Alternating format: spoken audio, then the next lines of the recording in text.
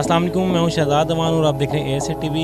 आज पाकिस्तान और इंग्लैंड का मैच है जो कि फ़ाइनल ही राउंड हो गया, एक किस्म का फ़ाइनल है 7 मैचेस का। तो हमारे साथ यहाँ पे क्रिकेट लवर्स हैं, इनसे बात करते हैं, पूछते हैं आज के मैच के बारे में, कौन विन करेगा, कौन ट्रॉफी उठाएगा। अस्सलाम वालेकुम भाईजान। जी वालेकुम सलाम। क्या नाम है पहले भाई? मेरा नाम मोहम्मद रिजवान। अच्छा रिजवान भाई, जैसे पता है आपको कि मैच तो बराबर हो गए हैं और आज तकरीबन फ़ाइनल ही है, एक टूर्नामेंट ही बन गया है, तो क्या लगता है कौन विन करेगा आज का मैच? आपको पता है कि पाकिस्तान है तो इंशाल्लाह पाकिस्तान को ही जो है फेवर करेंगे। तो इंशाल्लाह पाकिस्तान की तरफ ये दुआ है कि पाकिस्तान ही जीतेगा। क्या इस काबिल हैं कि अभी भी उन पर एतमाद किया जाए?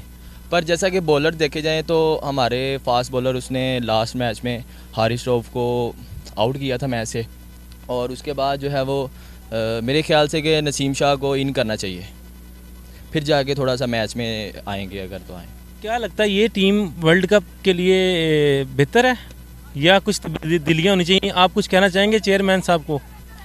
मैं तो ये कहना चाहूँगा कि जो हमारे बैट्समैन हैं, मिडल ऑर्डर, ज़ाहिर सी बात है कि देखा जाए 7 मैच हो गए हैं, खुशदिल शाह को खिलाया जा रहा है पर परफॉर्मेंस नहीं है उसकी, और जैसा कि बाबर आजम की भी एशिया कप में परफॉर्मेंस नहीं थी, और अभी फ़िलहाल उसकी तो परफॉर्मेंस नहीं है। इफ्तिकार अहमद की बात करें तो वो फिर भी ठीक खेल जाता है, अपना स्कोर दे जाता है मैच का। बाकी खुशदिल शाह की जगह शुएब मलिक को आना चाहिए।